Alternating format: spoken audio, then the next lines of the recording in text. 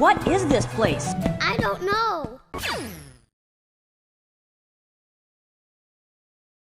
हमें लगता है कि सरकारी योजनाओं को अब आप और अच्छी तरह से सम्मान देने लगेंगे जब आपके सामने नाम आएगा आदर्श आंगनवाड़ी केंद्र बढ़नपुर, जो जौनपुर जिले में खुटहन क्षेत्र के पास में है। और वहां की सहायक कार्यकर्त्री, आंगनवाड़ी की सहायक कार्यकर्त्री श्रीमती प्रतिभा सिंह ने एक बहुत बढ़िया उदाहरण प्रस्तुत किया। वह वहां की गर्भवती महिलाओं का पूरी तरह से देख रेख करती हैं, उनको कुपोषण से बचाती हैं, उनको स्वास्थ्य लाभ कराती हैं हर तरह से, और वहाँ जच्चा बच्चा दोनों को एकदम ममत्व देती हैं, और जहाँ किसी प्रकार की असुविधा होती है सारी सुविधा उन्हें उपलब्ध कराती हैं। तो निश्चित ही सरकारी योजनाएं हमारे लिए लाभप्रद हुआ करती हैं। हमें उनके महत्व को पहचानना चाहिए और ऐसी कार्यकर्त्री को कोटिशः नमन जो कार्यकर्त्री देश की जच्चा बच्चा या अपने क्षेत्र में अपने कर्तव्य का निर्वहन कर रही है अच्छी तरह से, और इस तरह से कर्तव्य निर्वहन कर रही हैं कि वह जच्चा और बच्चा दोनों को सही सलामत रखने में अपना भरपूर योगदान करके राष्ट्र के हित में अपना एक संकल्प पूरा कर रही हैं। आंगनबाड़ी कार्यकर्त्री प्रतिभा सिंह, केंद्र बढ़नपुर, परियोजना खुटहन,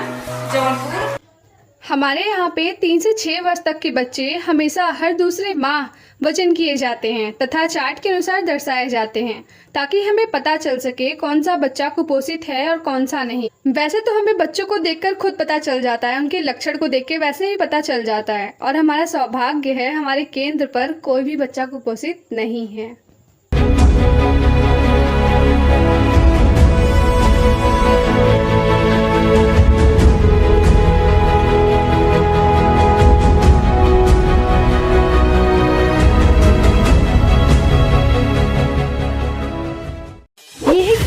किरण एक बढ़नपुर गांव की रहने वाली हैं।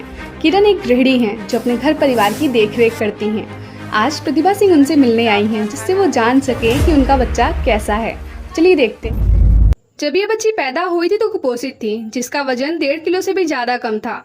मैं इनके घर आई और बार बार वजन किया और इनके माता पिता को बताया कि आपकी बच्ची को कुपोषण के लक्षण हैं।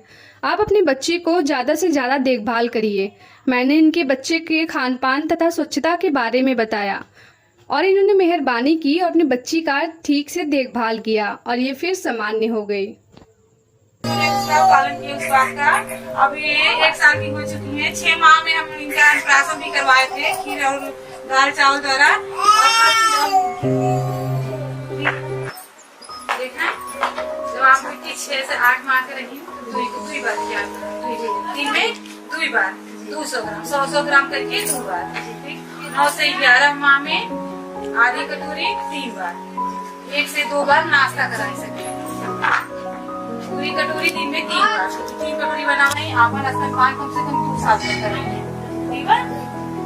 और क्या किया आप इनके दाल चावल आलू उबाल के किया करें, साबुदाना खीर बने किया करें।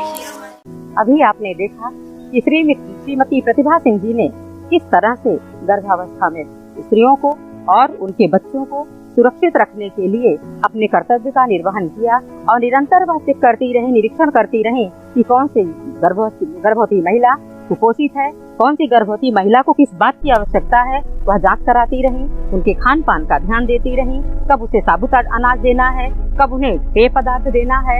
इन सब की डेली रूटीन में उन्होंने उनका मेन्यू बना के तय किया, और बच्चा को खाना क्या है, बच्चे के स्वास्थ्य के लिए किस तरह का उन्हें आचरण व्यवहार करना है, इस सब पर उन्होंने ध्यान दिया। जैसा कि आजकल जच्चा और बच्चा दोनों पर ध्यान न देने के कारण अधिकतर बच्चे असामान्य जन्म ले रहे हैं। तो असामान्य बच्चों का जन्म ना हो, इसके लिए समय समय पर blood sugar, high blood pressure आदि चेकअप होना चाहिए। इसका उन्होंने विशेष ध्यान रखा। किस तरह से जच्चा को हमें क्या देना है, कितनी सफाई रखनी है, उसके आसपास का वातावरण कितना स्वच्छ रखना है, उनके सामाजिक पारिवारिक वातावरण को कितना खुशनुमा माहौल देना है, इन सब पर प्रतिभा सिंह जी ने विशेष बल दिया। और यही कारण है कि उनके क्षेत्र में अधिक से अधिक स्वस्थ बच्चों का जन्म हुआ और माएँ भी किसी भी तरह के कुपोषण का शिकार नहीं हुई। यदि नियमित आहार और संयमित जीवन, योग, व्यायाम, सामाजिक पारिवारिक दृष्टिकोण, विचार, हंसी खुशी, खान पान सब पर विशेष ध्यान दिया जाए, एक संतुलन बना रहे, तो निश्चित ही जच्चा और बच्चा दोनों स्वस्थ रह सकते हैं। और यह पूरा माहौल, पूरा वातावरण प्रतिभा सिंह जी ने अपने क्षेत्र की महिलाओं को दिया, और उनके क्षेत्र की महिलाएं उनको माँ के समान मानती हैं, क्योंकि उन्होंने उन महिलाओं को माँ होने का और उनके बच्चों को स्वस्थ होने का एक सुंदर सुअवसर प्रदान किया। धन्यवाद।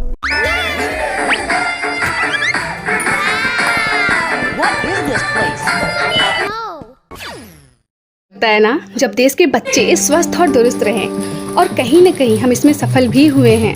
स्वास्थ्य कितना जरूरी है, उसके क्या मायने हैं, आप उन बुजुर्ग महिला की उम्र को देख के अंदाज़ा लगा सकते हैं, जिनकी उम्र 98 साल की है और वो आज भी बिना किसी दवा के मदद की जीवित हैं। बच्चे इस देश का भविष्य हैं, जिनको संभालना हम सब की जिम्मेदारी है। हमें चाहिए कि बच्चे निरोगी रहें, क्योंकि बच्चे जब छोटे होते हैं तो उनमें बीमारी होने का डर बहुत ज़्यादा होता है। ऐसे में कुपोषण एक ज्योता है, जिसके कारण बच्चों में ढेर सारी बीमारियां होने का भय बना रहता है।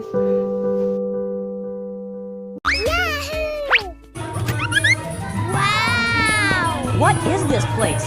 I don't know.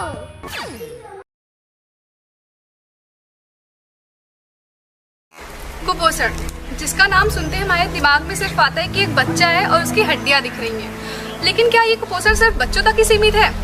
नहीं, बिल्कुल नहीं। इसका शिकार कोई भी हो सकता है, बच्चों से लेकर बुजुर्गों तक कोई भी। चलिए जानते हैं कि कुपोषण का असली मतलब क्या होता है। संतुलित आहार की कमी। जब हमारे भोजन में हमें संतुलित आहार नहीं मिलते हैं तो हम कुपोषण के शिकार हो जाते हैं, और इसी के चलते हम अपनी मानसिक स्थिति को भी बिगाड़ लेते हैं, जो कि उम्र के हिसाब से वजन ना बढ़ना या लंबाई ना बढ़ना, या फिर लंबाई के हिसाब से वजन ना बढ़ना।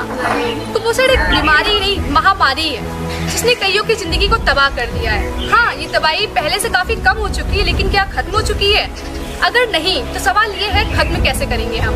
एनआरसी का बहुत बड़ा योगदान होता है। किसी भी राष्ट्र को, किसी भी परिवार को, किसी भी समाज को अगर स्वस्थ देखना है तो सबसे पहले उसके कायिक स्वास्थ्य को ध्यान में रखना होगा।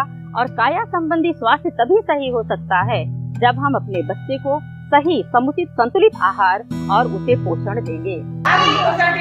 कुपोषण एक चुनौती तो है, लेकिन इतनी भी बड़ी चुनौती नहीं है जिससे हम लड़ ना सकें। वो भी तब जब सरकार हमारी इतनी हेल्प कर रही है, हमें हर महीने पौष्टिक आहार देती है। हमारे गांव में प्रतिभा सिंह जैसी अनुभवी आंगनवाड़ी कार्यकर्ती हैं, जिनको सरकार द्वारा, उत्तर प्रदेश सरकार द्वारा उन्हें पुरस्कृत भी किया गया है। हम प्रतिभा सिंह जैसी जिम्मेदार और मजबूत हौसला रखने वाली औरतों को धन्यवाद करते हैं, और ये आशा करते हैं कि वो अपने बच्चों के साथ साथ दूसरों के माता पिता को भी गाइड करेंगे। Thank you.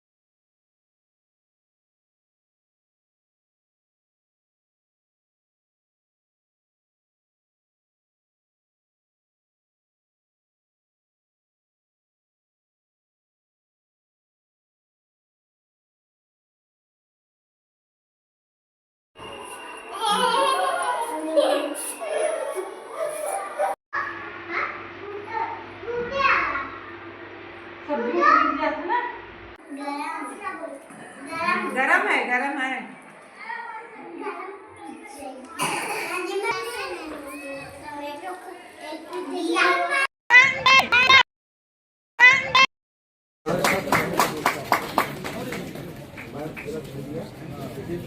चिकित्सा विभाग से ओ भाई इतना बड़ा कमिटमेंट ताली बना। आंगनबाड़ी में इनसे अच्छा काम शायद ही कोई कर रहा, क्योंकि मैं डॉक्टर माया सिंह जी फेसबुक पे देखता रहता हूँ।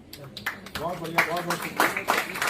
मैं कर रहा हूँ इसलिए कि मैं आपसे जुड़ाव देख रहा हूँ कि प्रतिभा सिंह की एक आंगनबाड़ी है, जरा खड़ी हो जाए। प्रतिभा सिंह जी चली गई, जिनको सम्मानित किया गया था। एक बार जोरदार तालियां बजा दीजिए। मैं इनको क्यों कह रहा हूँ कि ये फेसबुक पर मैं जिन कामों को देखता हूँ, शायद आंगनबाड़ी इस तरह मेंटेन हो और सामाजिक लोगों से सहयोग लेकर के जिस तरह बच्चों को आगे बढ़ाने का काम शायद आंगनबाड़ी केंद्र, और जरूर इनके केंद्र पर एक बार जाइएगा अचानक और इनके केंद्र को देख करके आइए। एक बार जोरदार तालियां के लिए।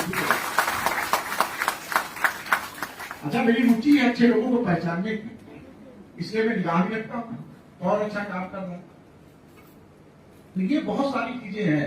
हमारे सीएम साहबान मैंने देखा